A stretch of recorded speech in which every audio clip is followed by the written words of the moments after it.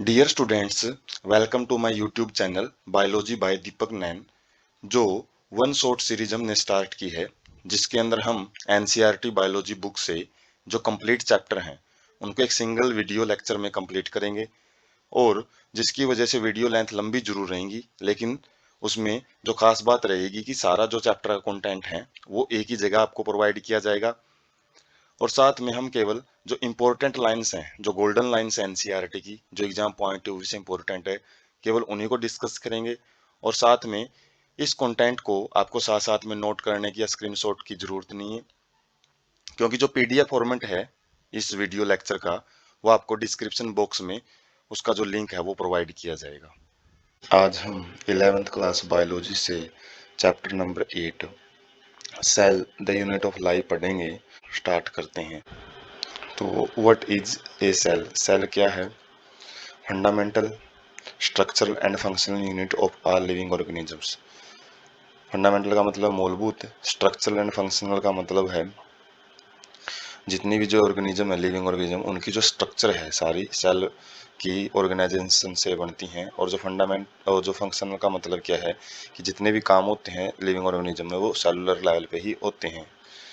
जो unicellular organism होते हैं, जो कि एक कोशिका से बने होते हैं, एक सेल से बने होते हैं, उनके अंदर जो सारे काम हैं वो एक ही कोशिका देखती है। कोई डिवीजन ऑफ लेबर नहीं पाया जाता और वो इंडिपेंडेंटली है, वो रह सकते हैं। एनीथिंग लेस देन ए कंप्लीट स्ट्रक्चर, किसी भी जीव में यदि पूरी कंप्लीट स्ट्रक्चर है वो सेल की नहीं पाई जाती, सेल की अलग अलग जो कंपोजिशन है, सेल ऑर्गेनेलीज वगैरह वो नहीं होती, तो वो इंडिपेंडेंटली रह नहीं सकता। जैसे वायरस होते हैं वो केवल लिविंग ऑर्गेनिजम्स में जाते हैं, तभी वो लिविंग की तरीके से बिहेव करेंगे, बाकी आउट ऑफ द बॉडी वो नॉन लिविंग के तरीके से रहते हैं। एंटोन वोन लीवेनहोक ये साइंटिस्ट हैं जिन्होंने सबसे पहले लिविंग सेल्स को देखा था और उसके बारे में डिस्क्राइब किया था। रॉबर्ट ब्राउन हैं, उन्होंने बाद में न्यूक्लियस है वो खोजा था एक लिविंग सेल के अंदर। आगे है सेल थ्योरी। इन 1838 में मैथियस सेल्डन एक जर्मन बोटनिस्ट थे, जिन्होंने जो हायर स्टडी है वो प्लांट में की थी। और उन्होंने काफ़ी सारे जो प्लांट्स हैं उनको ऑब्जर्व किया, एग्जामिन किया। और थ्योडिक सैवान 1839 के अंदर ब्रिटिश जो जूलॉजिस्ट थे, जो कि लिविंग ऑर्गेनिजम्स, जो कि ज़्यादातर एनिमल्स हैं, उनकी स्टडी उन्होंने काफ़ी कर रखी थी। डिफरेंट एनिमल सेल्स को देखा था उन्होंने, और प्लाज्मा मेम्ब्रेन को भी उन्होंने रिपोर्ट किया था, उसके बारे में जानकारी दी थी। Also concluded presence of cell wall in is a unique character of plant cells. इन्होंने भी ये चीज़ पता की थी कि जो सेल वॉल है वो केवल प्लांट सेल में ही पाई जाती है, प्लांट सेल्स का ही एक स्पेशल करेक्टर होता है, स्पेशल गुण होता है। proposed hypothesis that animal and plant body composed of cells and product of cell। तो इन्होंने सबसे पहले एक हाइपोथेसिस दी, अपनी एक रिसर्च दी कि जो एनिमल्स और जो प्लांट्स हैं, जो भी वो कंप्लीट जो स्ट्रक्चर होती है एनिमल और प्लांट की, वो सेल से मिलकर बनती हैं। और सेल प्रोडक्ट, सेल से बनने वाले अलग अलग जो प्रोडक्ट्स हैं, जैसे प्रोटीन वगैरह है, उनके बने होते हैं। Schleiden and Schwann together formulated cell theory, दोनों ने मिलकर एक सेल थ्योरी दी, सेल के बारे में जो मेन थीसिस है वो प्रोवाइड की। But did not explain as to how new cell were formed. उन्होंने बता दिया था कि जो ऑर्गेनिजम्स है सेल के बने होते हैं, सेल प्रोडक्ट्स के, लेकिन ये नहीं बता पाए थे कि जो सेल्स हैं, नई सेल, वो कैसे बनती हैं। रोडोल्ट विर्चो 1855 के अंदर explain that the cell divided and new cells are formed from pre existing cells. तो ये बात है जो कि नई सेल से पुरानी सेल से बनती हैं, ओमिनिस सेलुला, ई सेलुला। इसके बारे में रोडोल्फ विर्चो ने 1855 के अंदर बताया था। और जिनकी वजह से जो हाइपोथेसिस थी, जो सेल थ्योरी की हाइपोथेसिस, वो मॉडिफाई की गई, जिसमें बताया गया कि जो जितने भी ऑर्गेनिजम्स हैं वो सेल या सेल प्रोडक्ट्स के बने होते हैं। और दूसरा point, all cells arise from pre existing cell, पुरानी सेल से वो बनी होती हैं। तो ये सेल्डन है, ये सैवान की पिक हैं, और जबकि विर्चो हैं जिन्होंने मॉडिफाइड किया था सेल थ्योरी को, एक एक्स्ट्रा पॉइंट है वो ऐड किया था।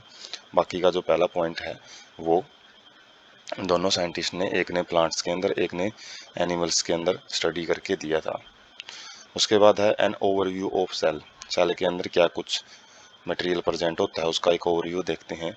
एक न्यूक्लियस होता है present, dense membrane bound structure inside the cell. ये कैसा होता है?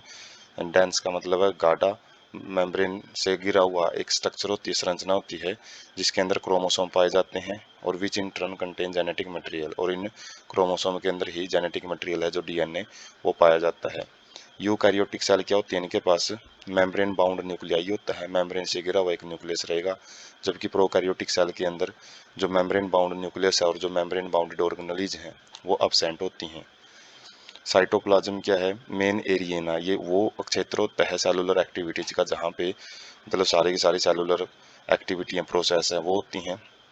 और वो क्यों होती हैं? ताकि सेल को लिविंग स्टेट में रखा जा सके।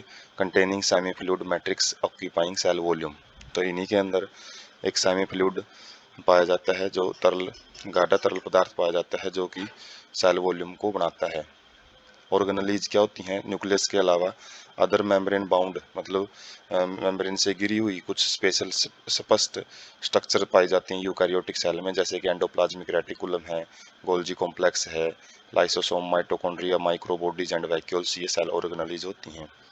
Ribosomes non membrane bound organelle होती है, ये किसी भी मेम्ब्रेन से नहीं घिरा होता और ये केवल साइटोप्लाज्म में नहीं पाया जाता बल्कि क्लोरोप्लास्ट, माइटोकॉन्ड्रिया, इन ऑर्गेनेल्स में पाया जाता है, और साथ में ये जो एंडोप्लाज्मिक रेटिकुलम है उनके ऊपर पाया जाता है, जिसकी वजह से उनको रफ एंडोप्लाज्मिक रेटिकुलम बोलते हैं।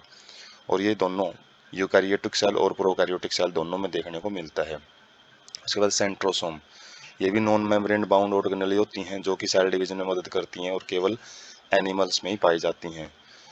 Cell differ in size, cell का जो साइज है वो अलग अलग देखने को मिलता है, जैसे स्मॉलेस्ट सेल माइकोप्लाज्म होते हैं जो कि 0.3 माइक्रोमीटर इन लेंथ, बहुत ही छोटे होते हैं, जबकि बैक्टीरिया है वो 3 to 5 माइक्रोमीटर के मिलते हैं। लार्जेस्ट सेल है वो ऑस्ट्रिच का एग है, ऑस्ट्रिच जो पक्षी है उसके अंडा होता है जो फुटबॉल के साइज का होता है, तो वो एक सिंगल सेल ही होता है। और जबकि ह्यूमन रेड ब्लड सेल्स हैं 7 माइक्रोमीटर इन डायमीटर, उनका डायमीटर है 7 माइक्रोमीटर का होता है, और लॉन्गेस्ट सेल है जो ह्यूमन में वो नर्व सेल होती हैं,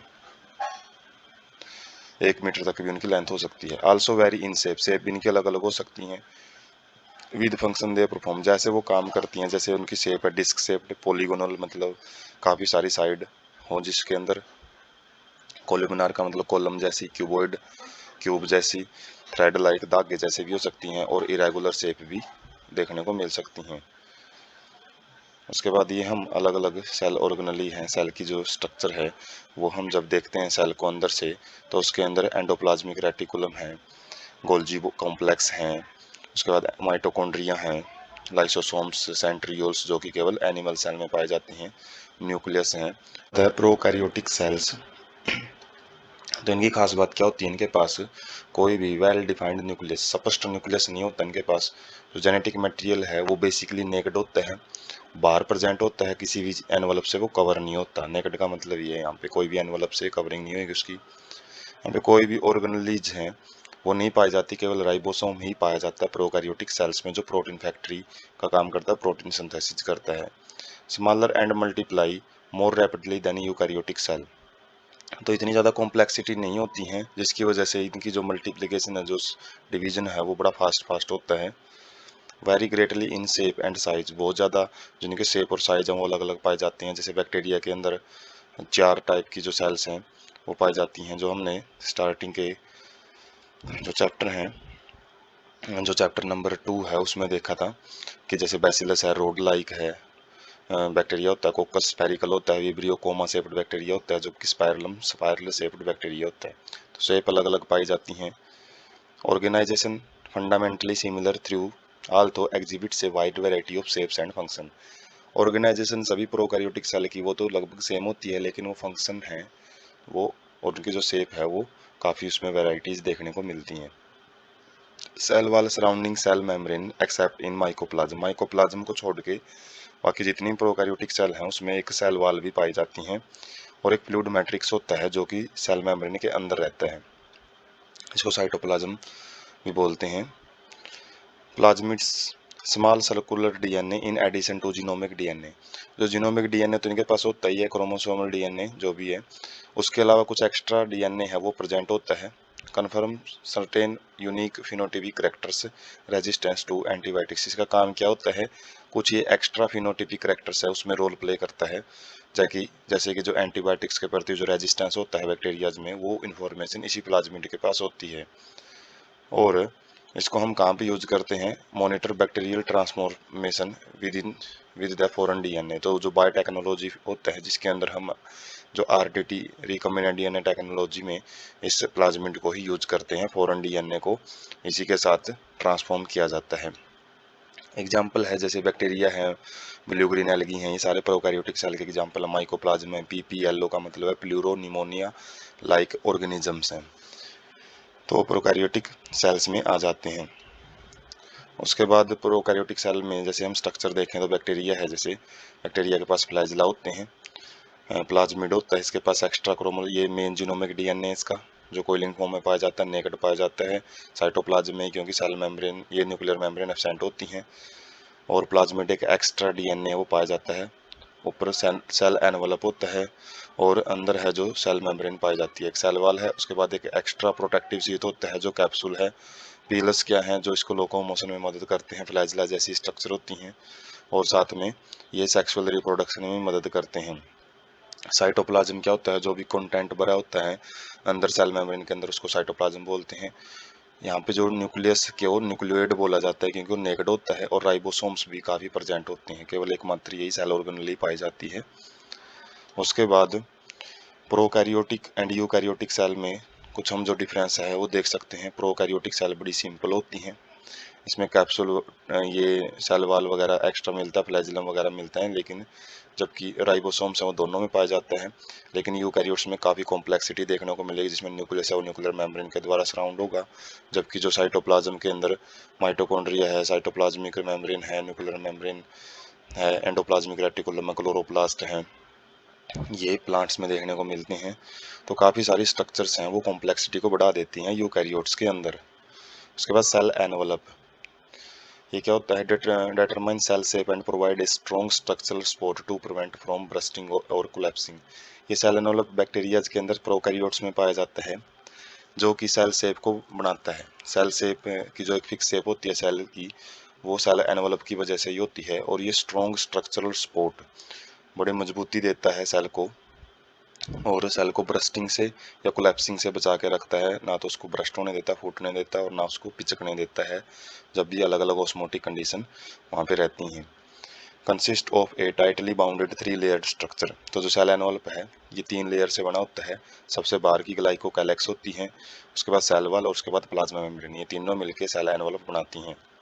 each layer perform distinct function, प्रत्येक लेयर का एक अपना स्पेशल फंक्शन होता है, और सब मिलके ये मेन काम है इनका, जो प्रोटेक्टिव यूनिट का काम करेंगी, सेल का जो अंदर का मटेरियल है उसको बचाने का काम करती हैं।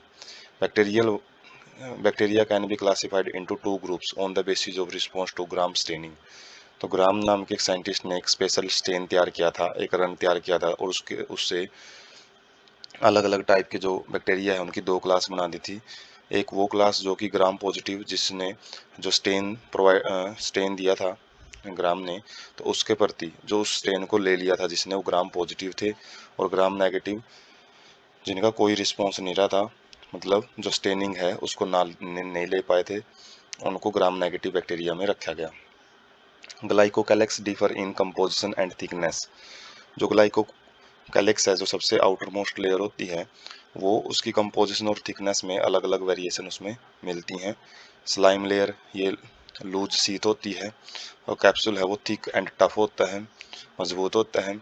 प्लाज्मा मेम्ब्रेन क्या है, सिलेक्टिवली परमेबल मेम्ब्रेन होती है, structurally similar to that of eukaryote, eukaryote जैसा ही जो इनके अंदर स्ट्रक्चरल सिमिलरिटी पाई जाती है।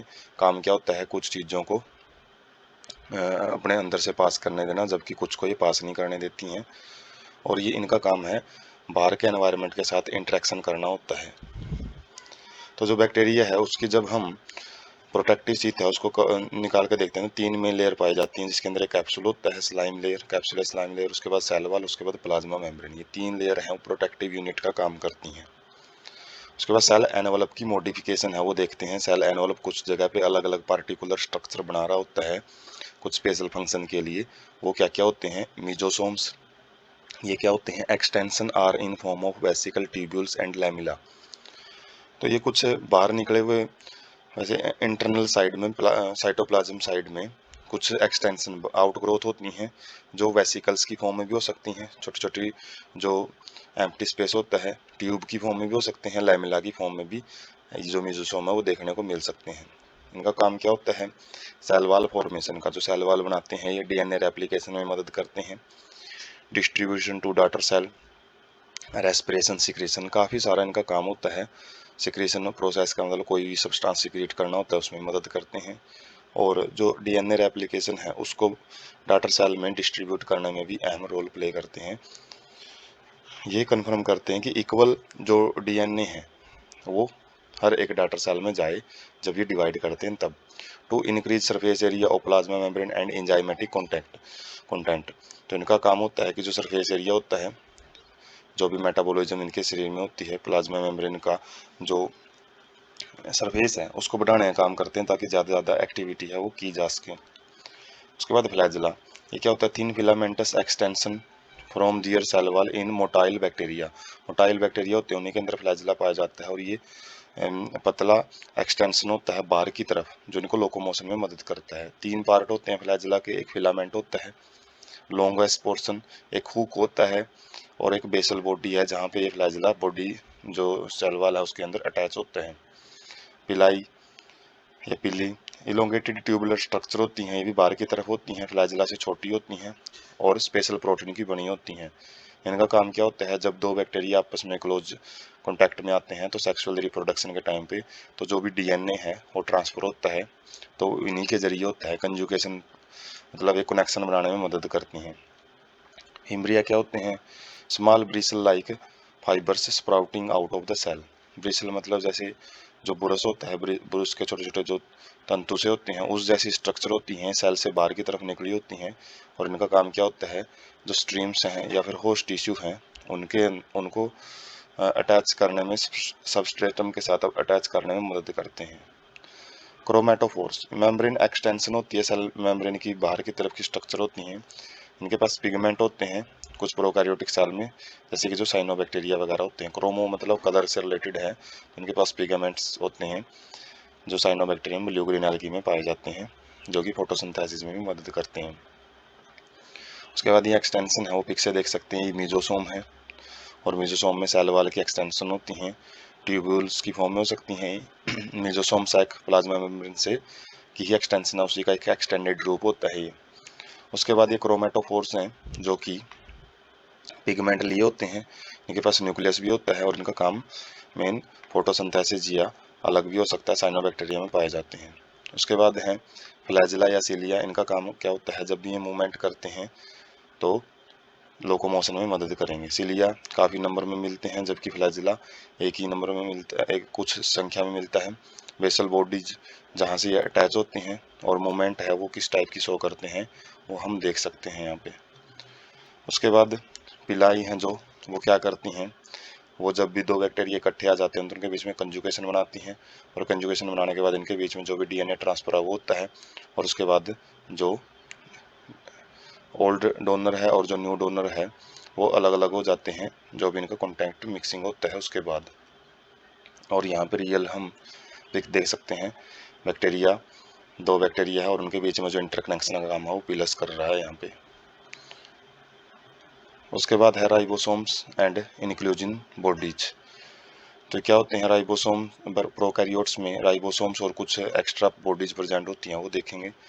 राइबोसोम क्या होते हैं, साइट ऑफ प्रोटीन सिंथेसिस, जो प्रोटीन बनने का जो मेन भाग होता है वो राइबोसोम्स होते हैं। Associated with plasma membrane in prokaryotes, ये प्रोकैरियोट्स में प्लाज्मा मेम्ब्रेन के साथ ही अटैच मिलते हैं। साइज इनका 15 नैनोमीटर से 20 नैनोमीटर हो सकता है।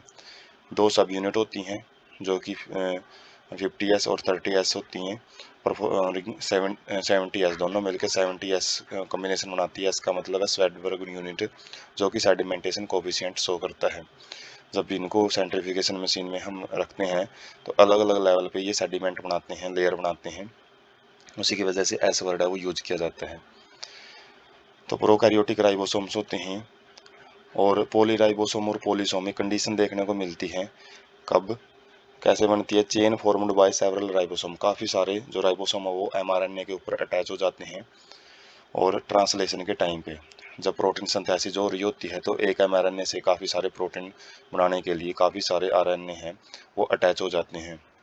Inclusion bodies reserve materials and not bound by any membrane system lie free in the cytoplasm. क्या करते हैं, जितना भी खाना वगैरह है उसको रिजर्व करने का काम करते हैं, उसको इकट्ठा करते हैं, स्टोर करते हैं, और ये किसी मेम्ब्रेन से बाउंड नहीं होते, ये ऐसे ही साइटोप्लाज्म में फ्रीली पाए जाते हैं। जैसे एग्जांपल है फॉस्फेट ग्रैन्यूल्स, ग्रैन्यूल्स मतलब दाने, फॉस्फेट के दाने मिलते हैं, साइनोफेसियन ग्रैन्यूल्स और ग्लाइकोजन ग्रैन्यूल्स अलग अलग स्ट्रक्चर को स्टोर करती हैं ये सभी। गैस वैक्यूल भी पाए जाते हैं ब्लू ग्रीन एल्गी में, and purple and green photosynthetic bacteria के अंदर भी जो गैस वैक्यूल उनको बायो एनसी है वो प्रोवाइड करते हैं। उसके बाद है जो पॉलीराइबोसोम्स कंडीशन है वो हम देख सकते हैं। ये एक आरएनए है जो डॉटेड लाइन है, उसके ऊपर काफ़ी सारे जो राइबोसोम है वो अटैच हो जाते हैं, और ये राइबोसोम क्या करते हैं, प्रोटीन सिंथेसिस। तो ये काफ़ी सारे जो प्रोटीन है वो एक एमआरएनए से बनते रहते हैं कंटिन्यूसली, क्योंकि बैक्टीरिया में जो ट्रांसलेशन और ट्रांसक्रिप्शन है ये टॉपिक है, वैसे 12th क्लास में आएंगे, और ये जो प्रोसेस इकट्ठी चलती रहती है प्रोकैरियोट्स में। और उसके बाद कुछ इंक्लूजन बॉडीज हैं, ये अलग अलग डॉटेड स्ट्रक्चर पाई जाती हैं जो कुछ ना कुछ काम स्टोरेज करती हैं, तो वो भी प्रोकैरियोटिक सेल का एक स्पेशल कैरेक्टरिस्टिक होता है। उसके बाद है eukaryotic cells, extension compartmentalisation of cytoplasm due to presence membrane bound organelles. तो यहाँ पे कुछ एक्स्ट्रा कंपार्टमेंट पाए जाते हैं, कॉम्प्लेक्सिटी पाई जाती है साइटोप्लाज्म में, अलग अलग भाग होते हैं और अलग अलग मेम्ब्रेन बाउंडेड ऑर्गेनेलीज हैं, उनकी वजह से कंपार्टमेंटलाइजेशन का मतलब अलग अलग जो हिस्से बने होते हैं।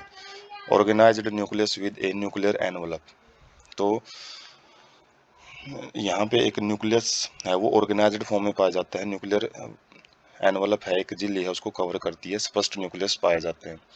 Variety of complex locomotory and cytoskeletal structures, बहुत सारी अलग अलग प्रकार की कॉम्प्लेक्स लोकोमोटरी में जो मतलब लोकोमोशन में मदद करती हैं, और साइटोस्केलेटल का मतलब है साइटोप्लाज्म की, ये साइटोप्लाज्म में काफ़ी सारी स्ट्रक्चर हैं प्रोवाइड होती हैं जो कि उसको एक फ्रेमवर्क प्रोवाइड करती हैं सेल को। जेनेटिक मटेरियल है वो क्रोमोसोम में ऑर्गेनाइज होता है। ऑल यूकैरियोटिक सेल आइडेंटिकल होती हैं एक दूसरे के साथ, बिल्कुल आर नॉट आइडेंटिकल, वो बिल्कुल एक दूसरे के साथ एग्जैक्ट कॉपी नहीं होती, सिमिलर बोल सकते हैं कि ऑर्गेनाइजेशन उनकी सिमिलर होती है। प्लांट सेल के पास सेल वॉल, प्लास्टिड और एक लार्ज सेंट्रल वैक्यूल पाया जाता है जो कि एनिमल्स में एब्सेंट होते हैं। ये जो स्ट्रक्चर हम प्लांट सेल में देखे हैं। Animal cell have centrioles which are absent in plant cells, animal cell के पास सेंट्रियोल्स हैं वो पाए जाते हैं जो कि सेल डिवीजन में मदद करते हैं, और ये जो स्ट्रक्चर हैं वो प्लांट सेल में एब्सेंट होती हैं। यूकैरियोट्स के पास include all protist plant animal and fungi, तो हाँ ये जो किंगडम है मेन प्रोटिस्टा हैं, प्लांट्स हैं, एनिमल्स हैं, फंजाई हैं, ये सारे यूकैरियोटिक सेल के बने होते हैं। तो यूकैरियोटिक सेल है, इसका एक डिफाइंड डायग्राम हम यहाँ से देख सकते हैं। अलग अलग ऑर्गेनेली जहाँ पाई जाती हैं।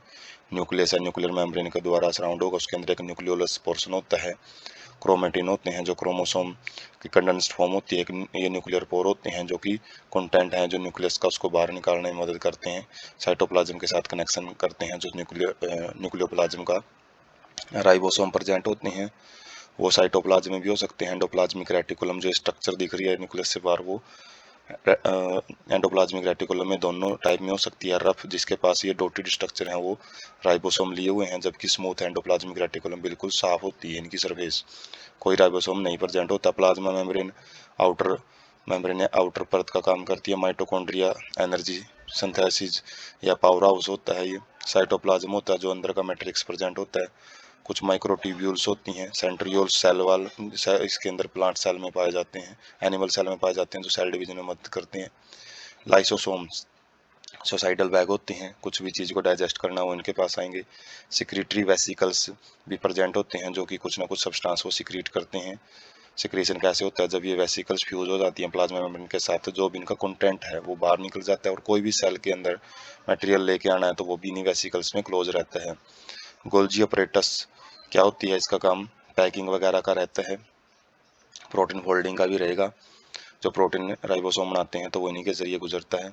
सिक्रीशन का भी रहता है। प्रोक्जिसोम्स कुछ स्पेशल स्ट्रक्चर प्रेजेंट होती हैं वो भी हम देखेंगे। और राइबोसोम्स क्या हैं, वो अलग टाइप के यहाँ पे पाए जाते हैं यूकैरियोटिक सेल्स में। तो सबसे पहले सेल मेम्ब्रेन के बारे में पढ़ते हैं। यूकैरियोट्स में या वो चाहे प्रोकैरियोट्स में लगभग सिमिलरिटी, फंक्शनल सिमिलरिटी देखने को मिलती हैं। ये लिपिड और प्रोटीन की बनी होती हैं। जो केमिकल सब्सटेंस होते हैं अलग अलग लिपिड्स और प्रोटीन, उनकी बनी मिलेगी। Major lipids are phospholipids.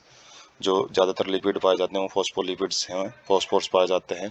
और वो बाई लेयर होती हैं, उनकी 2 लेयर में रहते हैं ये, with polar and towards the outer side. जो पोलर एंड होते हैं, जो हाइड्रोफिलिक एंड होते हैं, वो बाहर की तरफ प्रेजेंट होते हैं, जबकि जो हाइड्रोफोबिक टेल होती हैं वो इनर पार्ट बनाती हैं और प्रोटेक्टेड फ्रॉम एक्वस एनवायरनमेंट। क्योंकि जो भी प्लांट बॉडी होती है, एनिमल बॉडी होती है, उसमें ज़्यादातर वाटर पाया जाता है। वाटर की तरफ जो हाइड्रोफिलिक एंड रहते हैं, और वाटर से बचने के लिए सारे के सारे, जैसे हम सोप, जो क्लीनिंग एक्शन ऑफ सोप में भी देखते थे 10th क्लास में, उसमें क्या रहता है कि जो हाइड्रोफोबिक टेल होती हैं वो एक साइड में मिल जाती हैं, और हाइड्रोफिलिक एंड हैं वो बाहर की तरफ रहते हैं। तो वही कंडीशन यहाँ पे पाई जाती है, बाइलेयर कंडीशन देखने को मिलेगी। Also contain cholesterol. तो प्लाज्मा मेम्ब्रेन के अंदर कोलेस्ट्रॉल, प्रोटीन और कार्बोहाइड्रेट भी पाया जाता है, जो कि कुछ स्पेशलिटी प्रोवाइड करता है। Ratio of protein lipid, protein कितना और लिपिड कितना वो अलग अलग वेरी करता है सेल टू सेल। जैसे 52% प्रोटीन और 40% लिपिड पाया जाता है, खासकर ह्यूमन बींग्स के अंदर।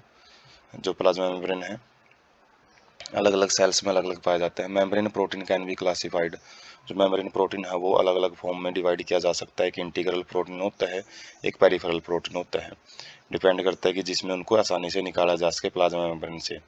इंटीग्रल प्रोटीन क्या होते हैं, जो सेल को बिल्कुल एक सिरे से दूसरे सिरे में क्रॉस किए गए, इनको ट्रांस मेम्ब्रेन प्रोटीन भी बोलते हैं। उनको निकालना मुश्किल होता है सेल मेम्ब्रेन से। जबकि पेरिफेरल प्रोटीन ऊपर ही प्रेजेंट होते हैं सेल मेम्ब्रेन के, उनको आसानी से हम सेंट्रीफ्यूगेशन से अलग कर सकते हैं। पेरिफेरल प्रोटीन वही हैं, सरफेस पे पाए जाते हैं। और जबकि जो ट्रांस मेम्ब्रेन या इंटीग्रल प्रोटीन होते हैं वो पार्सली या फिर टोटली बरीड होते हैं प्लाज्मा मेम्ब्रेन में, टोटली वो दबे होते हैं प्लाज्मा मेम्ब्रेन के अंदर। तो यहाँ से हम जो एक पिक है वो देख सकते हैं फॉस्फोलिपिड्स की, जो बाइलेयर पाई जाती हैं प्लाज्मा मेम्ब्रेन है। इसको यदि जूम करके देखा गया है तो ये जो हाइड्रोफिलिक हेड हैं वो बाहर की तरफ रहते हैं, ये वाटर है, वाटर मॉलिक्यूल है, इनके साथ कनेक्शन करते हैं। जबकि जो टेल वाला रीजन होता है, हाइड्रोफोबिक टेल, वो एक साइड में प्रेजेंट होता है, इंटीरियर साइड रहता है। उसके बाद है आउटसाइड ऑफ द सेल, जो और inside of the cell cytoplasm. तो अलग अलग जो हम यहाँ पे प्रोटीन देख सकते हैं, ट्रांसपोर्ट प्रोटीन, फॉस्फोलिपिड होते हैं जिनके पास टेल और एक हेड रीजन होता है। जबकि प्रोटीन है, प्रोटीन कुछ चैनल वगैरह बनाते हैं, और कुछ कार्बोहाइड्रेट चेन है वो भी बाहर की तरफ प्रेजेंट होते हैं, बाइलेयर्ड की फॉर्म में पाए जाते हैं। ये कार्बोहाइड्रेट की चेन है, इनकी जो कुछ स्पेशलिटी या रिसेप्टर्स का काम करते हैं, जो अलग अलग सब्सटेंस आते हैं। उसके बाद है फ्लूइड मोजाइक मॉडल।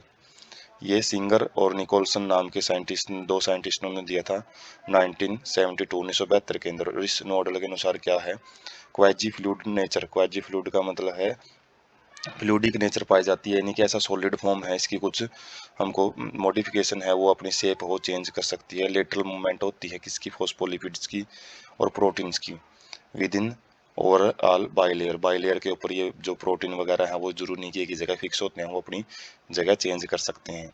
तो वो मूव कर सकते हैं with in membrane is measured as its fluidity. और जितनी वो मूवमेंट शो कर सकते हैं वो इसकी फ्लूइडिटी में मापा जाता है, तरलता में। तरल चीज़ क्या होती हैं, जो कि बह सकती हैं। तो ये जो मेम्ब्रेन है वो अपनी जो शेप वगैरह है वो चेंज कर सकती हैं। Fluid nature important for sale growth, formation of intercellular junctions, secretion, endocytosis. और जो फ्लूइड नेचर है वो किस चीज़ में मदद करती है, जो सेल ग्रोथ है, सेल का आकार बढ़ना है, उसमें इंटरसेलुलर जंक्शंस होते हैं जो दो सेलों के बीच में जोड़ते हैं, उनके अंदर मदद करते हैं। सिक्रीशन, कोई भी सब्सटेंस सिक्रीट करना है, एंडोसाइटोसिस, कोई भी सब्सटेंस अंदर लेके जाना है, और सेल डिवीजन में भी मदद करती हैं। मोस्ट इंपॉर्टेंट फंक्शन क्या होता है इनका, transport of molecule across it. तो जो भी सब्सटेंस का ट्रांसपोर्ट करना होता है वो फ्लूइड नेचर की वजह से ही पॉसिबल हो पाता है। Selectively permeable to some molecules present either side or of it. तो कुछ ही सब्सटेंस को ये परमिएट करती है अपने अंदर से पास होने में, जबकि कुछ को रोकती है। तो ये हम देख सकते हैं प्लाज्मा मेम्ब्रेन ये बीचों बीच हैं। बाहर कुछ ये जो कार्बोहाइड्रेट वगैरह, प्रोटीन वगैरह है वो देख सकते हैं। कुछ प्रोटीन बिल्कुल आर पार गए हुए हैं जो कि चैनल का काम करते हैं। कैरियर प्रोटीन का भी काम करते हैं, और ये जो मूवमेंट है वो होती रहती है। इसके अंदर फॉस्फोलिपिड्स हम अपनी जगह चेंज कर सकते हैं, तो इसलिए इसको फ्लूइड मोजाइक मॉडल के अनुसार इसको फ्लूइडी नेचर बोला जाता है प्लाज्मा मेम्ब्रेन की, जो कि अलग अलग फंक्शन करने में इंपॉर्टेंट रोल प्ले करती हैं। उसके बाद types of movement across cell membrane के अक्रॉस क्या क्या मूवमेंट है वो देखने को मिलेंगी। पैसिव ट्रांसपोर्ट है, जिसके अंदर कोई एनर्जी की जरूरत नहीं पड़ती, जो मॉलिक्यूल्स हैं वो अपने आप ही पास हो जाते हैं एक हाइयर ग्रेडियंट से लोअर ग्रेडियंट की तरफ। जिसके अंदर डिफ्यूजन आ जाता है। डिफ्यूजन में क्या है, जो न्यूट्रल सॉल्यूट्स होते हैं जिनके ऊपर कोई चार्ज नहीं होता, तो वो प्लाज्मा मेम्ब्रेन के क्रॉस आसानी से मूव कर जाते हैं कंसंट्रेशन ग्रेडियंट, मतलब हाइयर कंसंट्रेशन से लोअर कंसंट्रेशन की तरफ। कुछ फैसिलिटेड डिफ्यूजन होता है, जिसके अंदर कुछ स्पेशल कैरियर प्रोटीन है वो मदद करते हैं प्लाज्मा मेम्ब्रेन में से इनको पास होने में, और ये भी पैसिव ट्रांसपोर्ट ही आता है, इसमें भी एनर्जी की जरूरत नहीं पड़ती। ऑस्मोसिस भी ऐसा ही पैसिव मूवमेंट है, पैसिव ट्रांसपोर्ट है, जिसके अंदर movement of water across membrane from higher concentration, जिसके अंदर वाटर की कंसंट्रेशन है जो उसकी हायर कंसंट्रेशन से लोअर कंसंट्रेशन की तरफ आता है through semi permeable membrane. Diffusion में सेमी परमेबल मेम्ब्रेन का कोई रोल नहीं होता, ये विद इन द सेल भी हो सकता है, लेकिन ये बिटवीन टू सेल्स के बीच में रहती है ऑस्मोसिस। एक्टिव ट्रांसपोर्ट में क्या होता है, जो आयंस हैं, चार्ज्ड पार्टिकल हैं या मॉलिक्यूल्स हैं, वो उनकी कंसंट्रेशन के अपोजिट भी काम करते हैं, अगेंस्ट भी काम करते हैं, जिसकी वजह से उनमें एनर्जी की ज़रूरत पड़ती है, लोअर से हाइयर कंसंट्रेशन की तरफ उनको भेजा जाता है। और जैसे कि सोडियम पोटासियम पंप होते हैं, वो एक इम्पोर्टेंट रोल प्ले करते हैं एक्टिव ट्रांसपोर्ट में। तो यहाँ पे हम देख सकते हैं जो कैरियर प्रोटीन हैं वो किस तरीके से कंसंट्रेशन ग्रेडियंट के अलोंग, जैसे हाइयर कंसंट्रेशन से लोअर कंसंट्रेशन की तरफ चीज़ों को मूव कर रहे हैं। जैसे एक्वापोरिन है, ये वाटर के मॉलिक्यूल्स को भेज रहे हैं। ये कोई भी प्रोटीन अलग अलग टाइप के होते हैं जो किसी भी मूवमेंट को पास करने दे सकते हैं। और उसके बाद एक्टिव ट्रांसपोर्ट में हम देख सकते हैं यहाँ पे इस पोर्शन पे कुछ ना कुछ एटीपी हैं वो यूज किए जा रहे हैं, और लोअर कंसंट्रेशन है इस साइड में देखो कितने सारे ब्लू ब्लू पार्टिकल्स, और इस साइड में कम है, फिर भी कम वाली साइड से ज़्यादा वाली साइड में भेजा जा रहा है। किसकी मदद से, जो ज़्यादा से ज़्यादा यहाँ पे पार्टिकल्स हैं वो एटीपी के यूज किए जाते हैं, इसलिए इसको एक्टिव ट्रांसपोर्ट बोला जाता है। सेल वॉल से तो non living rigid structure forming an outer covering for plasma membrane for of fungi and plants, ये प्लांट्स और फंजाई में पाई जाती है। एक रिजिड, एक ठोस स्ट्रक्चर होती है जो कि नॉन लिविंग मटेरियल लिए होती है अपने अंदर, और ये आउटर कवरिंग होती है जो कि प्लाज्मा मेम्ब्रेन के बाहर प्रेजेंट होती हैं। Give shape to the cells and protect cell from the mechanical damage and infection, तो ये सेल को शेप भी प्रदान करती है और साथ में सेल को मैकेनिकल और इन्फेक्शन से भी बचाती हैं। मैकेनिकल जो डैमेज है उससे भी बचाती हैं, और साथ में इन्फेक्शन है अलग अलग जो माइक्रो ऑर्गेनिजम्स के द्वारा पैथोजेंस वगैरह होते हैं जो उनसे भी बचा के रखती हैं। Help in cell to cell interaction, तो जो इंटरेक्शन होता है आपस में जब सेल एक दूसरे के साथ कम्युनिकेट करती हैं तो उनमें भी सेल वाल है वो मदद करती है, और साथ में कुछ ये अनडिजायरेबल माइक्रो मॉलिक्यूल्स होते हैं उनको सेल के अंदर जाने से रोकती हैं, एक बैरियर का काम करती हैं। Algal cell wall made up of cellulose, तो जो एल्गा की जो सेल वॉल होती हैं जो एल्गी में पाई जाती हैं, तो उनकी जो सेल वॉल है cellulose, galactans, mannans and minerals like calcium carbonate, ये अलग अलग सब्सटेंस से मिलकर बनी होती है। जो प्लांट सेल वॉल है वो सेलुलोज, हेमी सेलुलोज, पैक्टिन और प्रोटीन नाम के जो सब्सटेंस अलग अलग हैं उनकी बनी होती हैं। इनमें दो वाल पाए जाते हैं, प्राइमरी वाल, ये वाल यंग प्लांट सेल में पाई जाती हैं। जब सेल वाल जो सेल हैं वो ठीक ढंग से मैच्योर नहीं होती तो वहाँ पे प्राइमरी वाल है वो पाई जाती हैं, जो कि और उन सेल में पाई जाती हैं जो ग्रोथ कर सकती हैं, मेरिस्टेमेटिक सेल में पाई जाती हैं। सेकेंडरी सेल वाल क्या है, formed on inner towards the membrane side when the cell mature, जब सेल मैच्योर हो जाती हैं तो प्राइमरी वाल के अंदर वाली साइड में सेकेंडरी वाल है वो बनती हैं, और अब जो सेल हैं वो अपनी डिवाइडिंग कैपेसिटी उसको लूज कर जाती हैं और परमानेंट सेल्स हैं उसमें कन्वर्ट हो जाती हैं। परमानेंट टिश्यू हैं जो हमने पढ़े हैं पहले के चैप्टर में, तो उनमें पाई जाती है ये। मिडल लैमिला क्या होता है, layer mainly of calcium pectate substance की बनी हुई एक परत होती है ये, which hold or glues different neighbouring cell together, जो अलग अलग जो सेल्स होती हैं उनकी जो सेल वाल को चिपकाने का काम करती है, एक सीमेटिंग मटेरियल का काम करती हैं ये। प्लाज्मोडेस्माटा, ये कनेक्शन होते हैं साइटोप्लाज्म के नेबरिंग सेल्स होती हैं जो, उनके बीच में कुछ कनेक्शन होते हैं जिसके ज़रिए जो मटेरियल्स हैं एक सेल से दूसरी सेल में पास हो जाते हैं, उनको सेल वॉल या फिर प्लाज्मा मेम्ब्रेन में से पास होने की ज़रूरत नहीं पड़ती। तो सेल वॉल है उसको हम पिक से समझते हैं। तो जैसे प्लांट सेल वॉल की जो स्ट्रक्चर है, ये मिडिल लैमेला होता है, प्राइमरी वॉल होती है, प्लाज्मा मेम्ब्रेन होती है और पैक्टिन नाम के सब्सटेंस हैं। उसके बाद इसकी जो इंटरनल स्ट्रक्चर है प्राइमरी सेल वाला, वो कैसी बनी होती हैं, काफ़ी सारे जो सेलोज फाइब्रिल्स हैं, क्रॉस लिंकिंग ग्लाइकन्स हैं, तो इनका एक नेटवर्क लाइक स्ट्रक्चर होता है जो कि कॉम्पैक्सिटी है, जो इसकी सॉलिड स्ट्रक्चर है उसको प्रोवाइड करते हैं, रिजिडिटी प्रोवाइड करते हैं।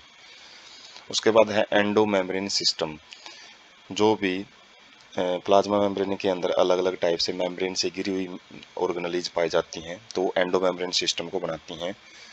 Many of the membranes organelles are consider together as endo membrane system. वही है जिसकी वो ऑर्गेनेलीज जो मेम्ब्रेन लिए होती हैं, मेम्ब्रेन के अंदर ये इसको बोल सकते हैं मेम्ब्रेन बाउंडेड ऑर्गेनेलीज, वो सभी मिलकर एंडो मेम्ब्रेन सिस्टम उसको बनाती हैं क्योंकि उनके जो फंक्शन है वो कोऑर्डिनेटेड होते हैं, वो एक दूसरे के साथ मिलकर एक समन्वय, एक संतुलन के साथ काम करती हैं।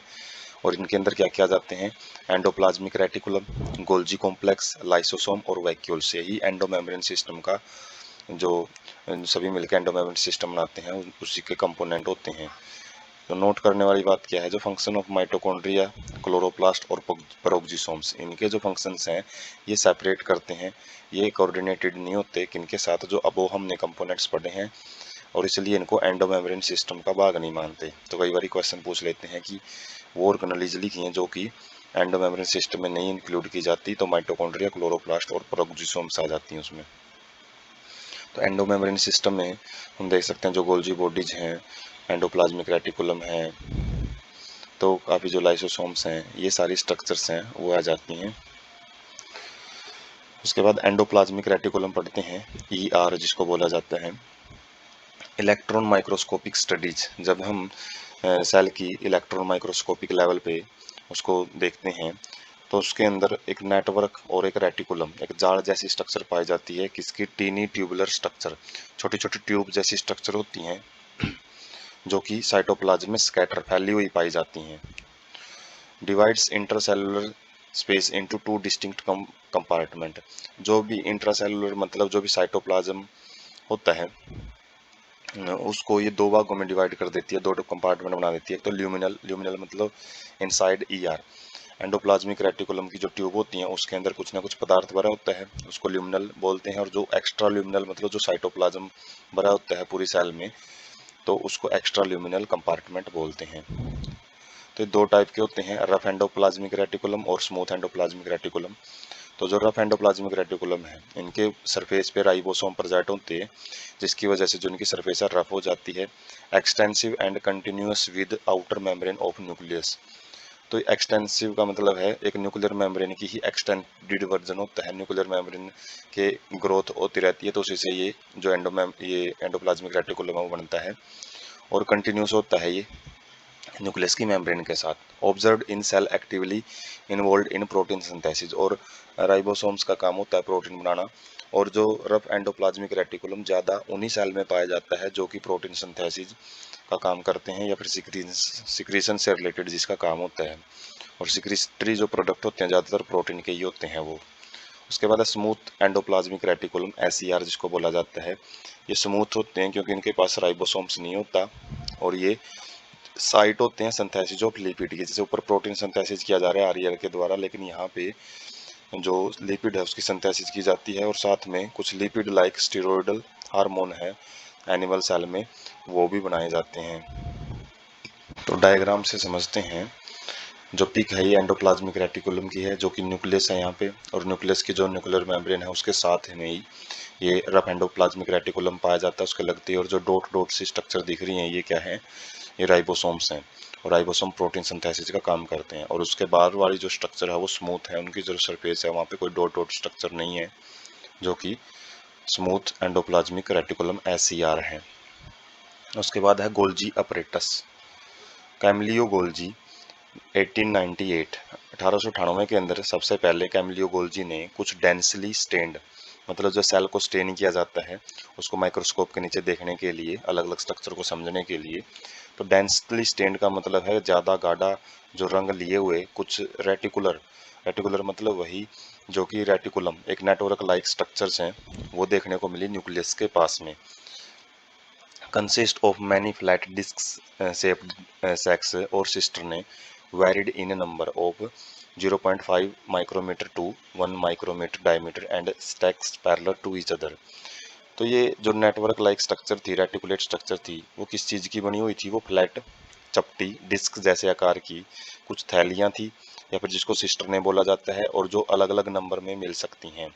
और उनका जो डायमेंशन है वो कितना था? 0.5 माइक्रोमीटर से 1 माइक्रोमीटर उनका डायमीटर था। और वो जैसे लट्ठे होते हैं एक प्रकार से झुंड में हम रखते हैं तो पैरेलली रखते हैं, तो इसी तरीके से वो उनका जो झुंड था तो उनको पैरेलली अरेंज किया गया है, वो अरेंजमेंट में मिलते हैं। Cisternae are concentrically arranged near nucleus with distinct convex cis और forming phase and concave trans और maturing phase। तो सिस्टर्ने हैं वो कॉन्सेंट्रली का मतलब उनका एक सेंटर, जो उनका एक डिस्क शेप्ड स्ट्रक्चर है तो उनका सबका सेंटर एक ही होता है, कॉन्सेंट्रिक होती हैं वो, और न्यूक्लियस के पास हैं उनको अरेंज होती हैं। और उनका एक फेज होता है कन्वेक्स फेज और एक होता है कनकेव फेज। कन्वेक्स फेज को फॉर्मिंग फेज बोलते हैं क्योंकि उसी साइड से फॉर्मेशन होती है उनकी, और जबकि कनकेव जो साइड होती है वो मैच्योरिंग फेज होता है, क्योंकि जो वेसिकल्स आगे हम देखेंगे वेसिकल्स जो बनती हैं वो फॉर्मिंग साइड से बनती हैं, और मैच्योरिंग फेज जो कनकेव साइड होती है वो बाहर की तरफ उनको रिलीज करती हैं, सिक्रेटरी पर्पज होता है उनका। जो cis and the trans phase entirely different but interconnected. जो सिस और ट्रांस फेज है वैसे ये बिल्कुल डिफरेंट होती हैं एक दूसरे से, लेकिन कनेक्टेड होती हैं एक दूसरे के साथ। परफॉर्म्स फंक्शंस ऑफ पैकिंग, इनका काम क्या होता है? मटेरियल्स वगैरह होते हैं जो अलग अलग प्रोटीन वगैरह हैं उनकी पैकिंग का काम करते हैं, वेसिकल्स में पैक करते हैं ये। And to be delivered either to intracellular targets or secreted outside the cell. मतलब जो भी कंपोनेंट को पैकिंग के द्वारा डिलीवरी करनी होती है सेल के अंदर ही या फिर सेल के बाहर, उनका काम करते हैं ये। तो एक टाइप के पोस्टमैन का काम करते हैं जो कि डिलीवरी करता है। Vesicles fuse with cis phase and move towards maturing phase. तो वेसिकल्स हैं वो सिस फेज पे बनेगी और उसके बाद वो एक के बाद एक सिस्टरने से होती हुई मैच्योरिंग फेज की तरफ बढ़ती हैं। Protein synthesised by ribosomes on endoplasmic reticulum. तो जो प्रोटीन राइबोसोम्स के द्वारा बनाए जाते हैं तो उनको ये मॉडिफाई करती हैं सिस्टरने के अंदर before they released from its trans face. जैसे ये ट्रांसफेस से बाहर सिक्रेट किए जाते हैं उससे पहले उसका मॉडिफिकेशन किया जाता है, और इसी की वजह से जो गोल्जी अपरेटस हैं वो हमेशा एंडोप्लाज्मिक रेटिकुलम के पास पाए जाते हैं। क्लोज प्रोक्सिमेशन का मतलब पास मिलते हैं, वो क्लोज एसोसिएशन रहता है एंडोप्लाज्मिक रेटिकुलम के। इंपॉर्टेंट साइट होती है formation of glycoprotein and glycolipids, जो कि अलग अलग शुगर के टाइप हैं। जब ग्लूकोज प्रोटीन के साथ अटैच हो जाता है, जब ग्लूकोज लिपिड के साथ अटैच हो जाता है तो उसके नाम चेंज हो जाते हैं। एक कॉम्प्लेक्स स्ट्रक्चर होती हैं ये। तो इंपॉर्टेंट साइट होती हैं ये जहाँ पे ग्लाइकोप्रोटीन और ग्लाइकोलिपिड्स हैं वो बनते हैं। उसके बाद हम पिक से समझेंगे। यहाँ पे ये सिस फेज है जो कि कनकेव साइड है, ये कन्वेक्स साइड है। और गोल्जी अपरेटस में हम देख सकते हैं कि यहाँ पे जो वेसिकल्स हैं वो यहाँ पे बनती हैं, उसके बाद ये वेसिकल्स आगे सिस्टर्न में फ्यूज होती रहती हैं और लास्ट में जो सिक्रेटरी वेसिकल्स के रूप में बाहर निकलती हैं। और इसी तरीके से जब एंडोप्लाज्मिक रेटिकुलम से कोई भी प्रोटीन बन के आता है रफ एंडोप्लाज्मिक रेटिकुलम से, तो वो इन्हीं सिस्टर्न से पास होता हुआ डिफरेंट टाइम पे उसकी फोल्डिंग वगैरह होती है और वो आगे बढ़ती रहती हैं। तो ये हम यहाँ से एक आइडिया है वो ले सकते हैं। ये ट्रांसफेज है, ये सिस फेज है, न्यूली फॉर्म वेसिकल्स हैं और सिक्रेटरी वेसिकल्स हैं, वो हम देख सकते हैं। तो स्टैक्स ऑफ सिस्टर्ने हैं वो हम गोल्जी अपरेटस में समझ सकते हैं। उसके बाद है जो वेसिकल कैसे बनती हैं वो यहाँ से हम आइडिया ले सकते हैं। जैसे ये जो एंडोप्लाज्मिक रेटिकुलम है, वेसिकल्स आई वो गोल्जी अपरेटस के साथ फ्यूज होती हैं और फ्यूज होते हुए अलग अलग जो सिस्टर्ने हैं उनके अंदर ये पास होती रहती हैं। तो यहाँ से वेसिकल का फॉर्मेशन और फ्यूजन हम देख सकते हैं, किस तरीके से मटेरियल को वेसिकल्स में पैक किया जाता है और उसको आगे भेजा जाता है। उसके बाद है लाइसोसोम्स एंड वैक्यूल्स। लाइसोसोम क्या होते हैं? Membrane bound vesicular structure formed by process of packaging in Golgi apparatus. तो मेम्ब्रेन से घिरी हुई वेसिकुलर का मतलब है वेसिकल जैसी स्ट्रक्चर होती हैं, और जो कि किससे बनती हैं? जो गोल्जी अपरेटस होता है, जो वो पैकिंग करती हैं, तो उससे बनती हैं ये। Very rich in almost all type of hydrolytic enzyme. इसकी खास बात क्या होती है? इसके अंदर हर टाइप के एंजाइम पाए जाते हैं, जैसे हाइड्रोलेजिज एंजाइम है, लाइपेज है, प्रोटीएज है, कार्बोहाइड्रेज है। तो ये ऐसे एंजाइम होते हैं जो हर किसी चीज को डाइजेस्ट कर सकते हैं। और यहाँ पे जो पीएच होती है वो भी एसिडिक पीएच है, पीएच लो रहता है यहाँ पे। और these enzyme are capable of digesting carbohydrate. ये एंजाइम क्या करते हैं? जो भी carbohydrate, protein, lipids, nucleic acid होता है उसको ये डाइजेस्ट कर सकते हैं। वैक्यूल्स क्या हैं? तो इसलिए लाइसोसोम को सुसाइडल वैग भी बोलते हैं। जब कोई भी ऑर्गेनेली वगैरह डैमेज हो जाती है तो उस टाइम पे लाइसोसोम में भेजी जाती है, ताकि उसमें से जो भी न्यूट्रिएंट वगैरह निकाल के किसी दूसरी जगह यूज किया जा सके। यदि सेल ऐसी हद तक पहुंच जाती है कि उसको रिपेयर ना किया जा सके अच्छे से, डीएनए वगैरह डैमेज हो जाता है, तो उस केस में ये लाइसोसोम है भ्रष्ट हो जाते हैं, और इनका जो कंटेंट है वो आसपास फैल के पूरी सेल को डैमेज कर देता है, और सारा कंटेंट है वो आसपास की सेल में अब्जॉर्ब किया जाता है। इसलिए इनको सुसाइडल वैग, आत्मघाती थैले भी बोलते हैं। Vacuoles, membrane bound space bound by a single membrane. तो मेम्ब्रेन बाउंड स्पेस का मतलब है एक खाली जगह होती है जो कि एक परत से घिरी होती है, और उस परत को हम टोनोप्लास्ट बोलते हैं, और ये साइटोप्लाज्म में पाया जाता है।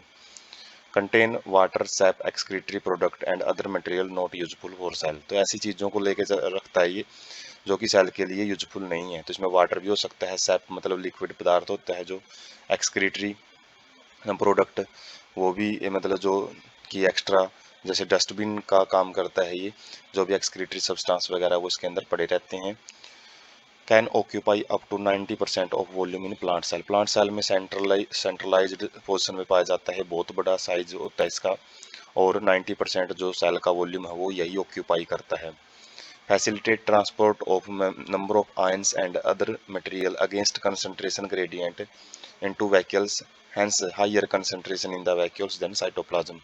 तो ये ऑस्मोटिक कंसंट्रेशन बनाए रखता है, जिसके अंदर जो सेल के अंदर अलग अलग जो आयंस हैं, कंटेंट है, उसको ये अपने अंदर रखता है।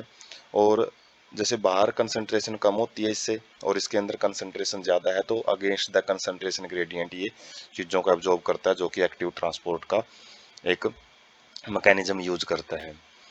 अमीबा के अंदर कॉन्ट्रैक्टाइल वैक्यूल पाए जाते हैं, जो कि उसके ऑस्मो रेगुलेशन और एक्सक्रीशन में मदद करते हैं। जो भी एक्सक्रीटरी सब्सटेंस, अनडाइजेस्टेड फूड, उसको ये रिमूव करते हैं, और साथ में कुछ एक्स्ट्रा जो आयन हो जाते हैं इनके पास, वो भी अमीबा के अंदर कॉन्ट्रैक्टाइल वैक्यूल में स्टोर किए जाते हैं।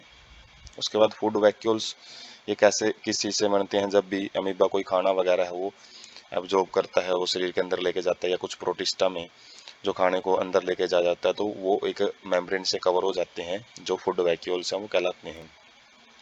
उसके बाद है हम देख सकते हैं लाइसोसोम्स। लाइसोसोम्स एक मेम्ब्रेन बाउंड स्ट्रक्चर होती है, इसके पास काफ़ी सारे हाइड्रोलाइटिक एंजाइम होते हैं, और जैसे ही कोई भी स्ट्रक्चर इसके अंदर आएगी तो उसको ये डैमेज कर देते हैं, उसको कम्प्लीटली डाइजेस्ट कर देते हैं। तो काफ़ी सारे पाए जाते हैं सेल में। इनका काम जो एक्स्ट्रा चीज़ें उसको निपटारा करना होता है। और जबकि जो वैक्यूल्स हैं प्लांट सेल में हम देख सकते हैं सेंट्रलाइज्ड पाया जाता है, बहुत ज़्यादा एरिया है, वॉल्यूम है वो कवर करता है, और जो भी एक्स्ट्रा चीज़ें होती हैं वो इसके अंदर स्टोर करके रखी जाती हैं। उसके बाद है माइटोकॉन्ड्रिया, पावर हाउस, वैरी इन नंबर पर सेल। ये एक सेल में कई संख्याओं में हो सकते हैं। शेप और साइज भी इनका डिपेंड करता है किस चीज़ पे? फिजियोलॉजिकल एक्टिविटी पे, कि जो सेल है वो कितना ज़्यादा एक्टिव है, और जितनी ज़्यादा वो एक्टिव है उतनी ज़्यादा एनर्जी की जरूरत पड़ेगी, और उतनी ज़्यादा माइटोकॉन्ड्रिया है वो अलग अलग शेप एंड साइज के मिलेंगे। सोसेज शेप्ड और सिलेंड्रिकल होती हैं। ये सोसेज शेप का हो सकता है, कोई भी थैली जैसी आकृति की हो सकती हैं, और जिनका डायमीटर है वो 0.2 से 1.0 माइक्रोमीटर तक, एवरेज इनका लगभग 0.5 माइक्रोमीटर रहता है, और जो इसकी लेंथ है वो 1 माइक्रोमीटर से 4.1 माइक्रोमीटर तक हो सकती है। माइक्रोस्कोपिक स्ट्रक्चर है। डबल मेम्ब्रेन बाउंड का मतलब है दो मेम्ब्रेन से घिरी होती है, जैसे प्लाज्मा मेम्ब्रेन होती है। जैसे प्लाज्मा मेम्ब्रेन फॉस्फोलिपिड की बाइलेयर होती है, लेकिन वो एक सिंगल लेयर है। लेकिन प्लाज्मा यहाँ पे जो डबल मेम्ब्रेन होती है, अलग अलग दो मेम्ब्रेन पाई जाती हैं, एक आउटर एक इनर, और जो कि इसके ल्यूमन को, इसकी खाल जो अंदर का मटेरियल होता है उसको दो एक्वस कंपार्टमेंट में डिवाइड करते हैं। एक्वस का मतलब वहाँ पे पानी होता है। एक आउटर कंपार्टमेंट, एक inner compartment. Inner compartment field with A dense homogeneous substance matrix. जो अंदर का मटेरियल होता है माइटोकॉन्ड्रिया के, वो गाढ़े पदार्थ से, और होमोजीनियस का मतलब है एक जैसी कंपोजिशन होती है, उस सब्सटेंस से भरा होता है जिसको मैट्रिक्स बोलते हैं। Outer membrane forms continuous limiting boundary of organelles. तो आउटर मेम्ब्रेन्स है जो वो कंटिन्यूस होती है, वो एक जैसी होती हैं और वो दूसरी ऑर्गेनेलिज के से इसको अलग करती हैं, एक बाउंड्री का काम करती हैं। और जो इनर मेम्ब्रेन है वो नंबर ऑफ इनफोल्डिंग्स, काफ़ी अंदर की उनकी इनफोल्डिंग हो जाती है जिसको क्रिस्टा बोला जाता है। टुवार्ड्स मैट्रिक्स, मैट्रिक्स की तरफ होते हैं ये, जो कि सरफेस एरिया है उसको इंक्रीज करते हैं। किस चीज़ का सरफेस एरिया ज़्यादा से ज़्यादा जो एनर्जी प्रोडक्शन है वो की जा सके। Membrane have their own specific enzyme associated with mitochondrial function. और इनके पास खुद के एंजाइम होते हैं जिसकी वजह से इनको सेमी ऑटोनोमस भी बोलते हैं, कि खुद के जो एक्शन है, ये खुद के जो ज़्यादातर काम है खुद ही देखते हैं। और जो भी माइटोकॉन्ड्रियल में फंक्शन में जो एंजाइम अलग अलग पार्टिसिपेट करते हैं वो इनके पास प्रेजेंट होते हैं। और ये site of aerobic respiration, oxygen की प्रेजेंस में जो ग्लूकोज का ब्रेक डाउन होता है और CO2 और वाटर और जो ATP एनर्जी रिलीज होती हैं, एनर्जी की फॉर्म में जो ATP रिलीज होते हैं, तो वो इंपॉर्टेंट साइट माइटोकॉन्ड्रिया होती हैं। Matrix possess single circular DNA। तो माइटोकॉन्ड्रिया के पास खुद का एक सर्कुलर DNA भी पाया जाता है और कुछ राइबोसोम्स भी पाए जाते हैं। कुछ RNA मॉलिक्यूल्स भी मिलेंगे, राइबोसोम 70S टाइप के मिलेंगे जो कि प्रोकैरियोटिक टाइप होता है। And components required for synthesis of protein and divide by fission. तो वो कंपोनेंट्स पाए जाते हैं जो कि प्रोटीन सिंथेसिस में मदद करते हैं, और ये डिवीजन है जो डिवाइड करती हैं, जो फिजन से डिवाइड करती हैं। जैसे जो हम अमीबा में देखते हैं, बैक्टीरिया वगैरह में देखते हैं, तो फिजन टाइप का जो डिवीजन है वो शो करती हैं ये। उसके बाद माइटोकॉन्ड्रिया है वो हम देख सकते हैं, दो मेम्ब्रेन होती हैं। एक बाहर वाली मेम्ब्रेन है, आउटर मेम्ब्रेन, जो कंटिन्यूस होती है, लेकिन इनर जो मेम्ब्रेन होती है वो फोल्डिंग बनाई हुई है अलग अलग, जो कि सरफेस एरिया उसको इंक्रीज करती हैं। और इसके पास ATP सिंथेसाइड पार्टिकल होते हैं जो ATP बनाते हैं। और अंदर जो ब्लू कलर का जो मैट्रिक्स हम देख रहे हैं, जो सब्सटेंस है उसको मैट्रिक्स बोलते हैं। और इनको जो इंटरनल फोल्डिंग है इसको क्रिस्टा बोला जाता है। इसके पास खुद के राइबोसोम्स होते हैं और ग्रैन्यूल्स होते हैं, और साथ में सर्कुलर जो DNA है वो ये लिए होता है, डीऑक्सीराइबोन्यूक्लिक एसिड है उसके पास प्रेजेंट होता है। Inner membrane and outer membrane हम यहाँ पे देख सकते हैं। और जो इन दोनों मेम्ब्रेन के बीच में फ्लूइड भरा रहता है उसको इंटरस्टिशियल फ्लूइड बोला जाता है। उसके बाद है plastid. Double membrane bound structure होती हैं ये भी, और प्लांट सेल में पाई जाती हैं। और साथ में यूग्लिनोइड्स, यूग्लिना जैसे ऑर्गेनिज्म में पाई जाती हैं। Easily observable under microscope, microscope में हम इनको आसानी से देख सकते हैं क्योंकि लार्ज होते हैं। लेंस शेप्ड भी हो सकते हैं, ओवल अंडाकार भी हो सकते हैं, स्पेरिकल गोल भी हो सकते हैं, डिस्क शेप के हो सकते हैं, रिबन शेप के भी ऑर्गेनली हो सकती हैं ये। और वेरिएबल इन लेंथ, लेंथ इनकी वेरिएबल हो सकती है, 5 से 10 माइक्रोमीटर से 5 से लेकर 10 माइक्रोमीटर तक लेंथ हो सकती है। और जो इनकी विड्थ है वो 2 से 4 माइक्रोमीटर हो सकती हैं। नंबर वेरीज फ्रॉम 1 पर सेल, तो इनका जो सेल में एक भी मिल सकते हैं, जैसे क्लाइमाडोमोनास है जो एक ग्रीन एल्गी, उसमें एक सेल में एक पाया जाता है, जबकि 20 से 40 भी मिल सकते हैं। ये जो मीजोफिल होती हैं, जो पत्तों की जो सेल्स होती हैं, उनमें ये एक सेल के साथ में 20 से लेकर 40 तक भी मिल सकते हैं। Inner chloroplast membrane is relatively less permeable. जो आंतरिक मेम्ब्रेन होती है, चाहे वो माइटोकॉन्ड्रिया में हो और चाहे वो प्लास्टिड में हो, वो थोड़ी लेस परमेबल मिलेगी। जो आउटर मेम्ब्रेन होती है वो फ्रीली परमेबल होती है, ये सिलेक्टिवली परमेबल भी हम बोल सकते हैं। स्ट्रोमा कंटेन्स, जो स्ट्रोमा है, जो मैट्रिक्स हमने जैसे वहाँ पे पढ़ा था, मैट्रिक्स होता है माइटोकॉन्ड्रिया में, लेकिन यहाँ पे उस लिक्विड सब्सटेंस को स्ट्रोमा बोलते हैं। और स्ट्रोमा के अंदर स्मॉल डबल स्ट्रैंडेड, इसका भी खुद का एक सर्कुलर DNA पाया जाता है, राइबोसोम्स पाए जाते हैं। और एंजाइम्स जो कि synthesis of carbohydrate and protein, जैसे जो प्लास्टिड हैं वो फोटोसिंथेसिस के द्वारा कार्बोहाइड्रेट और प्रोटीन बनाते हैं, तो उनमें जो एंजाइम पार्टिसिपेट करते हैं वो भी इनके खुद के होते हैं। तो ये भी एक सेमी ऑटोनोमस ऑर्गेनेलिज होती है। थैलेकोइड्स क्या होते हैं? Number of organised flattened membrane sac, membrane की गिरी हुई थैलियाँ सी होती हैं, ये चपटी थैलियाँ, और वो स्ट्रोमा के अंदर पाई जाती हैं और झुंड में पाए जाते हैं स्टैक्स में, like a pile of coin. जैसे सिक्के हम एक के ऊपर एक रखते हैं तो एक जो पार्टिकुलर स्ट्रक्चर होती है उसको ग्रेना बोलते हैं और ग्रेना के झुंड को थैलेकोइड बोला जाता है। इस स्ट्रोमा में पाई जाती हैं और उनके पास क्लोरोफिल पिगमेंट होता है जो फोटोसिंथेसिस में इंपॉर्टेंट रोल प्ले करता है। स्ट्रोमा लैमेली क्या होता है, ये कनेक्शन होते हैं जो कि एक थैलेकोइड को दूसरे थैलेकोइड से जोड़ते हैं। और ल्यूमन स्पेस इनक्लोज्ड थैलेकोइड मेम्ब्रेन, और थैलेकोइड मेम्ब्रेन होती है उनके अंदर भी कुछ एक जो खाली जगह होती है उसको ल्यूमन बोला जाता है। उसके बाद है क्लोरोप्लास्ट। तो क्लोरोप्लास्ट का जो पिक हम देख सकते हैं, जब क्लोरोप्लास्ट को अंदर से देखते हैं तो ये दो मेम्ब्रेन होती है, एक आउटर मेम्ब्रेन एक इनर मेम्ब्रेन। उसके बाद जो अंदर का जो फ्लूइड मटेरियल होता है उसको स्ट्रोमा बोलते हैं। और स्ट्रोमा के अंदर क्या है, थैलेकोइड जो एक सिक्के एक के ऊपर एक रख देते हैं तो ऐसी स्ट्रक्चर पाई जाती हैं। और इनके अंदर का जो मटेरियल जो स्पेस है उसको ल्यूमन बोलते हैं। और एक जो सिक्के जैसी स्ट्रक्चर है फ्लैटेंड स्ट्रक्चर उसको ग्रेनम बोला जाता है।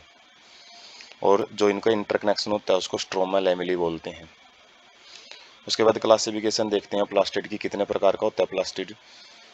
पिगमेंट्स जो इनके पास प्रेजेंट होते हैं उनके बेस पे जो प्लास्टिड हैं वो अलग अलग टाइप के होते हैं। जैसे क्लोरोप्लास्ट, इनके पास क्लोरोफिल होता है और कैरोटीनॉइड पिगमेंट भी होते हैं जो कि जो सनलाइट है उसको ट्रैप करके उसको फोटोसिंथेसिस में मदद करते हैं प्लांट्स की। क्रोमोप्लास्ट क्या होते हैं, ये फैट सोल्यूबल कैरोटीनॉइड पिगमेंट लिए होते हैं, फैट के अंदर घुलने वाले पिगमेंट, जैसे कि कैरोटीन है, जैंथोफिल्स हैं, others give a yellow orange red colour. तो इनका कलर है जो अलग अलग देखने को मिलता है। क्रोमो का मतलब कलर होता है और क्लोरो का मतलब ग्रीन कलर के लिए यूज किया जाता है, जैसे क्लोरोप्लास्ट, क्लोरोफिल।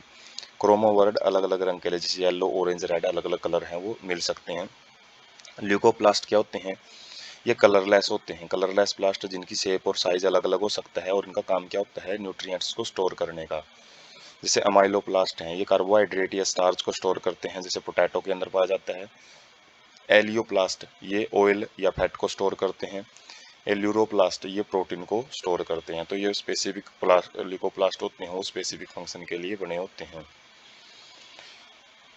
तो ये प्लास्टिड की हम क्लासिफिकेशन देख सकते हैं।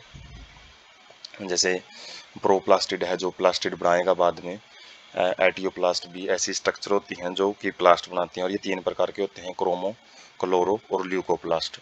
और जो ल्यूकोप्लास्ट है उसके अमाइलोप्लास्ट हो सकता है जो कार्बोहाइड्रेट को स्टोर करेगा, एलियोप्लास्ट है, और प्रोटीनोप्लास्ट है तो ये जो प्रोटीन वगैरह है उसको स्टोर करते हैं। उसके बाद राइबोसोम्स, ग्रैन्युलर स्ट्रक्चर, दाने से टाइप की स्ट्रक्चर पाई जाती हैं और सबसे पहले इनको इलेक्ट्रॉन माइक्रोस्कोप में जो देखा गया है डेंस पार्टिकल के रूप में मिलते हैं ये।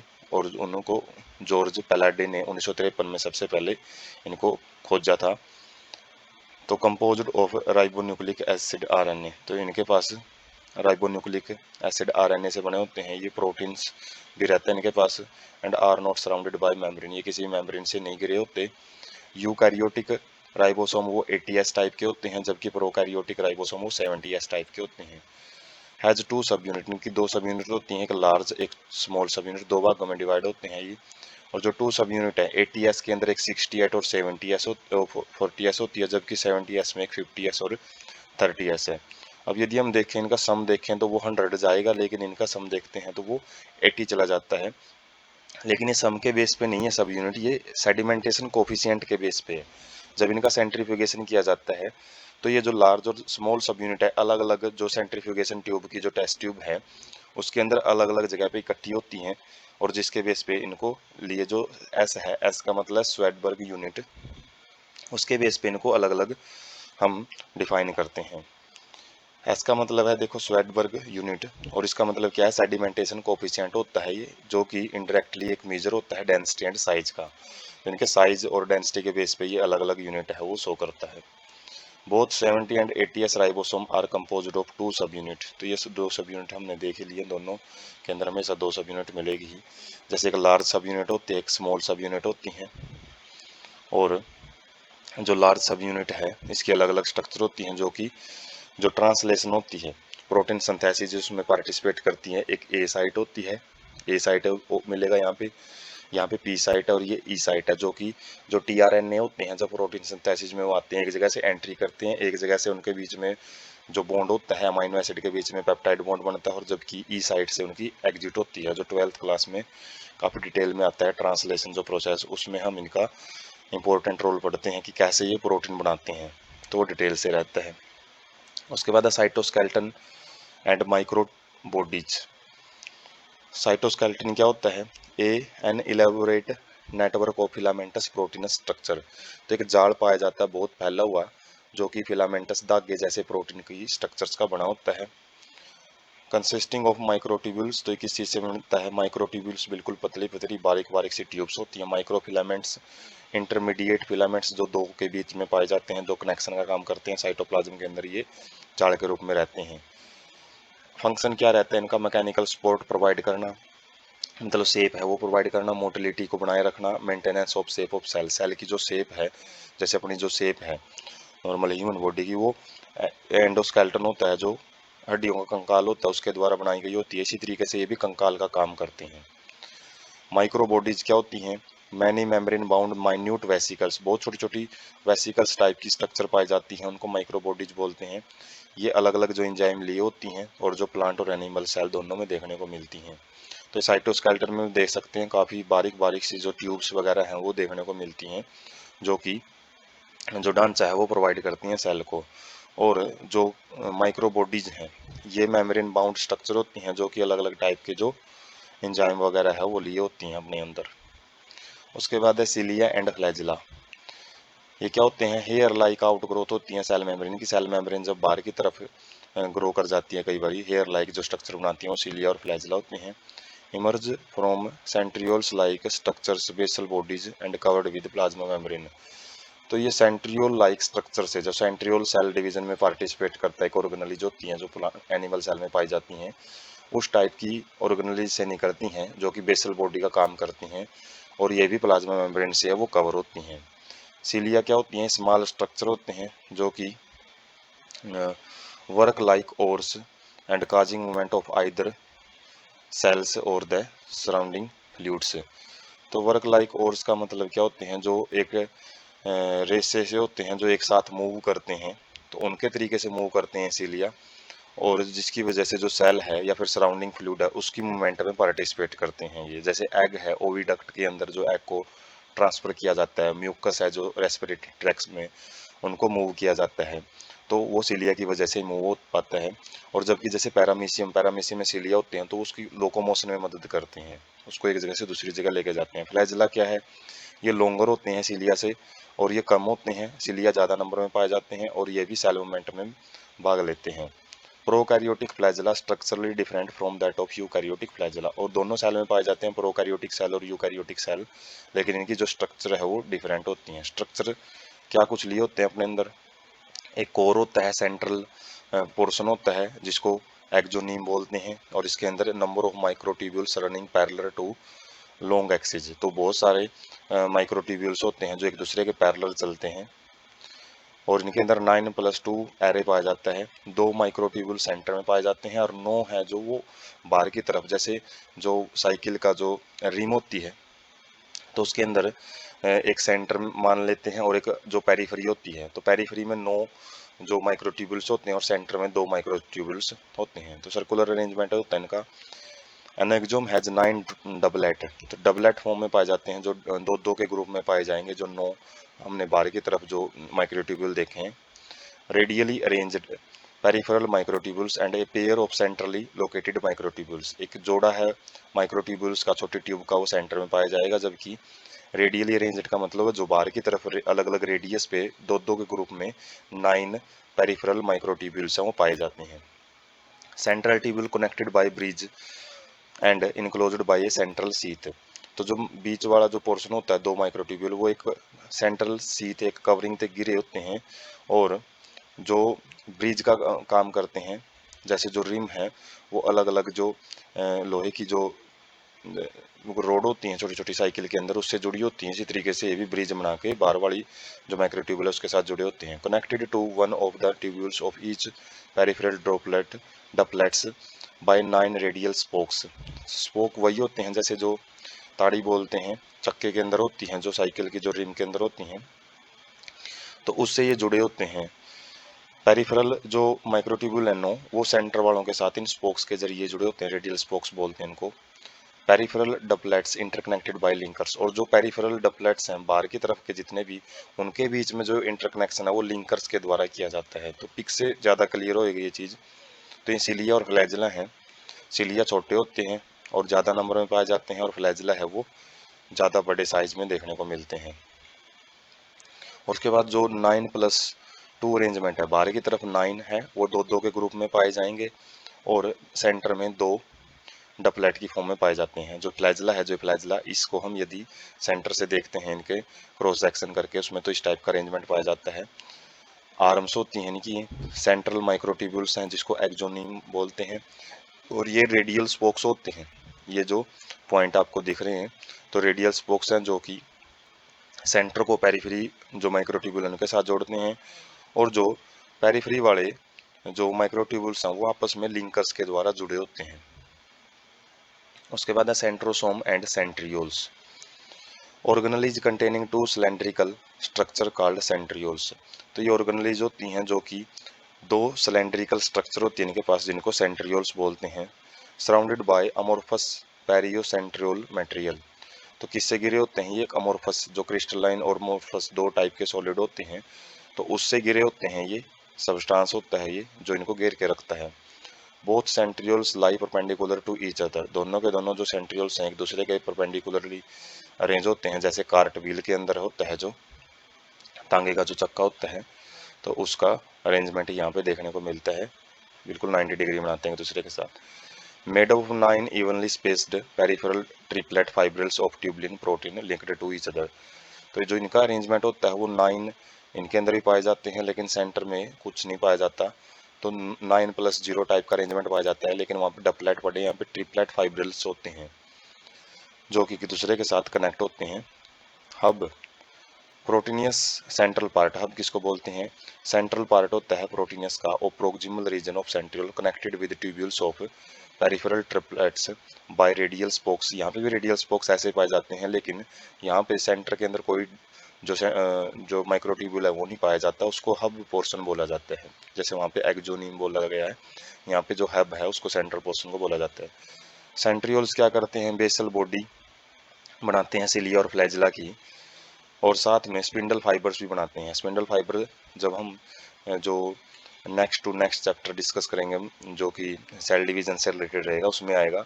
स्पिंडल फाइबर्स बनते हैं जो कि क्रोमोसोम की मूवमेंट को करवाने में मदद करते हैं, और ये सेल डिवीजन में बनते हैं। एनिमल सेल के अंदर रोल होता है इनका, क्योंकि सेंट्रियोल्स पाए ही एनिमल सेल में पाए जाते हैं।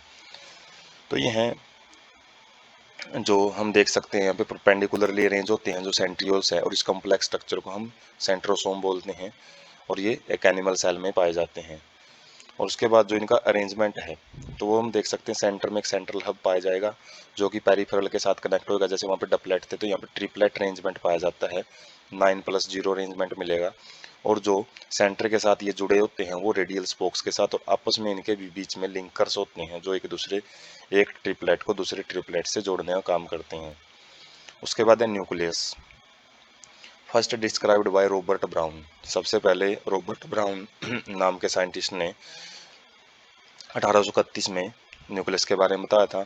Stand by basic dye. जो बेसिक डाई, एसिडिक डाई अलग अलग होती हैं, रंग होते हैं, जिनके द्वारा स्टेनिंग करके हम माइक्रोस्कोप को के अंदर इनको देख सकते हैं। और इनका नाम है जो क्रोमेटिन दिया था फ्लेमिंग नाम के साइंटिस्ट ने। क्रोमेटिन क्या है? Highly extended and elaborate nucleo protein fibres. जो धागे होते हैं ये न्यूक्लियो प्रोटीन के बने हुए, जैसे न्यूक्लिक एसिड, इनके अंदर डीएनए, आरएनए, खासकर डीएनए पाया जाता है, तो उसके बने होते हैं, उनकी कंडेंस्ड फॉर्म होती है। इन इंटरफेज न्यूक्लियस। इंटरफेज न्यूक्लियस मतलब स्टेज होती है सेल डिवीजन की, इंटरफेज, जिसके अंदर जो क्रोमोसोम है वो धागे जैसे बिखरे हुए होते हैं, तो उस फॉर्म में पाए जाते हैं। और ये वो स्टेज होती है जिसमें रेस्टिंग स्टेज भी बोलते हैं, जिसमें सेल है वो डिवाइड नहीं कर रही होती। न्यूक्लियस क्या होता है? न्यूक्लियर मैट्रिक्स, जो भी मटेरियल प्रेजेंट होता है न्यूक्लियर मेम्ब्रेन के अंदर, उसको न्यूक्लियर मैट्रिक्स बोलते हैं। और वन और मोर स्पेरिकल बॉडीज, हो सकता है एक हो, एक से ज़्यादा भी कुछ गोल स्ट्रक्चर पाई जाती हैं जो डबल मेम्ब्रेन बाउंड होती हैं, 2 मेम्ब्रेन से घिरी होती हैं, उसको न्यूक्लियस बोला जाता है।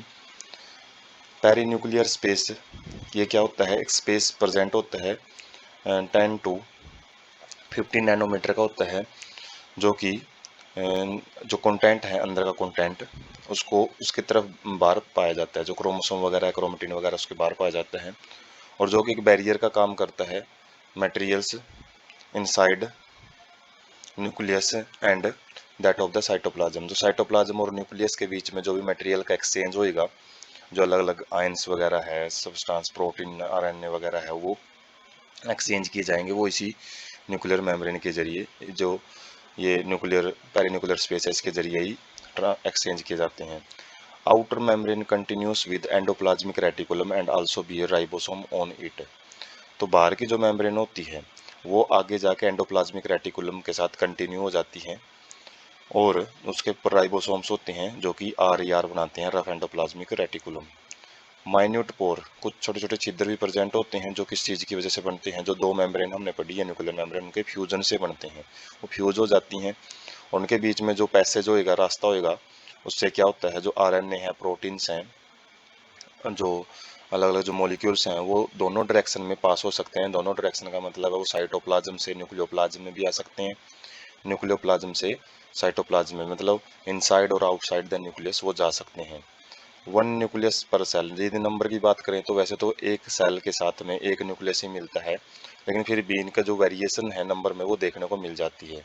और कुछ सेल तो ऐसी हैं जो न्यूक्लियस हैं उनके पास बिल्कुल भी नहीं होता, जैसे जो आरबीसी होती हैं मैमल्स के अंदर, उनके अंदर न्यूक्लियस नहीं पाया जाता। क्यों? क्योंकि न्यूक्लियस की जो वहाँ पे न्यूक्लियस की इतनी ज़्यादा ज़रूरत नहीं होती, ज़्यादातर ज़रूरत आरबीसी में ही हीमोग्लोबिन की होती है। तो काफ़ी सारी जो एक्स्ट्रा चीज़ें हैं उसको हटा के वहाँ पे ज़्यादा से ज़्यादा मात्रा में हीमोग्लोबिन है वो रखा जाता है एरिथ्रोसाइट्स में। और सीव ट्यूब्स का भी काम ट्रांसपोर्ट का होता है, जैसे फिलोएम का भाग होता है ये, जो कि फूड को ट्रांसपोर्ट करता है वैस्कुलर प्लांट्स के अंदर, तो वहाँ पे भी खाली रखा जाता है इसको। और इसका जो फंक्शन है वो कंपेनियन सेल देखती हैं, फिर जो न्यूक्लियर फंक्शन होता है वो कंपेनियन सेल के द्वारा किया जाता है। तो डायग्राम से हम न्यूक्लियस सेल्स को एक क्लोज व्यू ले सकते हैं। ये दो मेम्ब्रेन होती है, न्यूक्लियर एनवलप बोलते हैं। न्यूक्लियर लैमाइना क्या होती है, इनर लेयर होती है, जो इनर वाली वाल होती है। बीच में एक डेंस स्ट्रक्चर होती है, न्यूक्लियस के अंदर भी एक डेंस स्ट्रक्चर होती है जिसको न्यूक्लियोलस बोला जाता है। ज़्यादातर यहाँ से आरएनए वगैरह वो सिंथेसिस होते हैं। उसके बाद आगे जैसी स्ट्रक्चर होती है क्रोमेटिन। न्यूक्लियोप्लाज्म क्या होता है, जो लिक्विड मटेरियल भरा होता है न्यूक्लियस के अंदर, उसको न्यूक्लियोप्लाज्म बोलते हैं। और जो बाहर जो वाली जो nuclear membrane, outer nuclear membrane, वही कंटिन्यूस हो जाती है एंडोप्लाज्मिक रेटिकुलम के साथ, और उसके राइबोसोम्स होते हैं जो कि प्रोटीन सिंथेसिस करते हैं। और जो पोर्स क्या होते हैं, जहाँ पे दोनों की दोनों मेम्ब्रेन फ्यूज हो जाती हैं, अभी देख सकते हैं आउटर मेम्ब्रेन है, इनर मेम्ब्रेन है, दोनों फ्यूज होके यहाँ पे पोर्स हैं, जो वो छिद्र हैं वो बनाती हुई हैं, जिसके जरिए मटेरियल का एक्सचेंज होता है inside and outside the nucleus. उसके बाद है क्रोमोसोम। क्रोमोसोम क्या होते हैं, during different stages of cell division. जब सेल डिवीजन को हम देखेंगे तो उस टाइम देखेंगे कि जो अलग अलग जो स्टेज होती हैं उसकी, प्रोफेज वन, मेटाफेज वन, ठीक है, prophase, metaphase, telophase, anaphase, telophase, अलग अलग स्टेज होती हैं। तो उस टाइम पे सेल्स के पास जो स्ट्रक्चर पाए जाते हैं क्रोमोसोम्स के रूप में पाए जाते हैं, न्यूक्लियस की जगह पे वहाँ पे क्रोमोसोम बन जाते हैं। जो क्रोमेटिन होते हैं धागे जैसे स्ट्रक्चर, उन्हीं की कंडेंस्ड फॉर्म होती है, उन्हीं की जैसे एक जगह पे दिन को इकट्ठा कर देते हैं तो क्रोमोसोम बनाते हैं। Chromatin contain DNA. क्रोमेटिन के पास डीएनए होता है, और वो डीएनए कुछ बेसिक प्रोटीन होते हैं, बेसिक नेचर होती है उनकी, उनके उनको हिस्टोन बोलते हैं, उनके अराउंड में लिपटे हुए होते हैं। और कुछ नॉन हिस्टोन प्रोटीन भी पाए जाते हैं क्रोमेटिन के अंदर, और कुछ आरएनए हैं वो भी पाए जाते हैं। A single human cell 2 metre long thread of the DNA. तो एक प्रत्येक जो ह्यूमन सेल है, जैसे ह्यूमन बॉडी के अंदर लगभग 100 ट्रिलियन 10⁻⁴ सेल्स पाई जाती हैं, और प्रत्येक सेल में यदि हम डीएनए की लेंथ देखें तो वो लगभग 2 मीटर का होता है। 2 मीटर की लेंथ होती है उसकी एक सिंगल सेल के अंदर। सेल इतनी छोटी है कि जिसको माइक्रोस्कोप में देखें, और 2 मीटर लेंथ का आप आइडिया ह्यूमन हाइट से लगा सकते हो। ह्यूमन हाइट से भी, नॉर्मल हाइट है उससे भी ज़्यादा ही होती है। तो डिस्ट्रीब्यूट अमोंग इट्स 46 क्रोमोसोम, जो 46 क्रोमोसोम है उनकी लेंथ को जब हम एक साथ जोड़ के देखते हैं, जब वो 2 मीटर की बनती है। Chromosome visible only in dividing cells. जो क्रोमोसोम्स है केवल वो डिवीजन कर रही सेल्स में ही दिखाई देते हैं, जिनके पास एक प्राइमरी कॉन्स्ट्रिक्शन, एक बीच में एक स्पेशल स्ट्रक्चर पाई जाती है जिसको सेंट्रोमेयर बोलते हैं, और जिसके दोनों साइड में डिस्क शेप की स्ट्रक्चर पाई जाती है जिसको काइनेटोकोर्स बोलते हैं। ये काइनेटोकोर्स ही वो पॉइंट होते हैं जिनके साथ जो स्पिंडल फाइबर हैं, सेल डिवीजन में हम पढ़ेंगे, वो आके अटैच होते हैं। सेंट्रोमेयर होल्ड टू क्रोमेटिड्स, जो दो क्रोमेटिड्स होती हैं उनको पकड़े रखने का काम सेंट्रोमेयर का होता है। क्रोमोसोम मतलब अलग अलग जो ग्रुप्स में अलग अलग पार्टों में कंडेंस्ड होता है। सैटेलाइट क्या होते हैं? Non staining secondary constriction as small fragments at a constant location. ये स्पेशल जगह पे पाए जाते हैं जिनकी जो स्टेनिंग वगैरह है ज़्यादा नहीं होती, नॉन स्टेनिंग पोर्शन होते हैं ये। और सेकेंडरी कॉन्स्ट्रिक्शन का मतलब है क्रोमोसोम के ऊपर ही, जैसे बीच में तो सेंट्रोमेयर बोलते हैं कॉन्स्ट्रिक्शन को। कॉन्स्ट्रिक्शन एक स्पेशल स्ट्रक्चर होती है जहाँ पे जो क्रोमेटिड्स होते हैं वो आके मतलब ज़्यादा टाइटली एक दूसरे के साथ चिपक जाते हैं। तो एक ही टाइप की जो कॉन्स्ट्रिक्शन है, एक अलग कॉन्स्ट्रिक्शन वो पेरिफेरी पे पाई जाती है, उनको हम सैटेलाइट बोलते हैं। उसके बाद टाइप ऑफ सेंट्रोमेयर्स। सेंट्रोमेयर्स के जो क्रोमोसोम्स के टाइप हैं किस बेस पे? सेंट्रोमेयर की पोजीशन के बेस पे। तो चार टाइप के होते हैं ये। मेटासेंट्रिक क्रोमोसोम, जिसके अंदर जो सेंट्रोमेयर है बिल्कुल मिडिल में पाई जाती है और जिसकी वजह से जो दोनों साइड में उसके जो क्रोमेटिड्स होती हैं वो इक्वल आर्म्स होती हैं उसकी, मतलब उनकी इक्वल लेंथ होती है। सब मेटासेंट्रिक में जो सेंट्रोमेयर है सेंटर से थोड़ी सी अवे हो जाती हैं, जिसकी वजह से एक साइड की आर्म है वो लंबी हो जाती है, एक साइड की आर्म है वो छोटी हो जाती हैं। एक्रोसेंट्रिक में जो सेंट्रोमियर है वो एंड की तरफ चली जाती है, जिसकी वजह से एक आर्म बहुत ज़्यादा छोटी हो जाती है और एक आर्म बहुत बड़ी हो जाती है। एक क्रोमेटिड्स जो काफ़ी बड़ी होगी, एक छोटी हो जाती है। टीलोसेंट्रिक में क्या होता है, जो सेंट्रोमियर है वो बिल्कुल टर्मिनल पोजीशन पे चली जाती है। तो ये चीज़ डायग्राम से ज़्यादा क्लियर होएगी। तो हम देख सकते हैं यहाँ पे ये मेटासेंट्रिक है जिसके अंदर जो सेंट्रोमियर है ये सेंट्रल पोर्शन है, ये बिल्कुल मिडल में रहता है, जिसकी वजह से जो दोनों आर्म है पी आर्म और क्यू आर्म वो लगभग एक ही लेंथ की मिलेंगी, इक्वल लेंथ की, या फिर इनको हम क्रोमेटिड्स भी बोल सकते हैं। जो शॉर्ट आर्म है उसके लिए पी वर्ड यूज किया जाता है, पी आर्म, और जो बड़ी आर्म होती हैं क्रोमोसोम की उसके लिए क्यू आर्म यूज करते हैं। सब मेटा सेंटर में देख सकते हैं मिडल से थोड़ा सा एक साइड में चला जाता है, जिसकी वजह से जो एक साइड की जो आर्म है थोड़ी छोटी हो जाती है, दूसरे वाली लंबी हो जाती हैं। एक्रोसेंट्रिक में और थोड़ा सा जो जाते पेरिफेरी की तरफ चला जाता है, जिसमें एक साइड की आर्म है बहुत ज़्यादा लंबी, दूसरे के कंपैरिजन में यदि देखें तो एक दूसरी है बिल्कुल छोटी हो जाती है। और टीलोसेंट्रिक में बिल्कुल एक कॉर्नर पे चला जाती है सेंट्रोमियर, जिसमें एक ही साइड में केवल जो आर्म्स हैं वो देखने को मिलेंगे, दूसरे वाली साइड में कोई आर्म्स नहीं मिलती हैं। तो ये चार टाइप हैं क्रोमोसोम्स के, किस बेस पे? लोकेशन ऑफ सेंट्रोमेयर के बेस पे।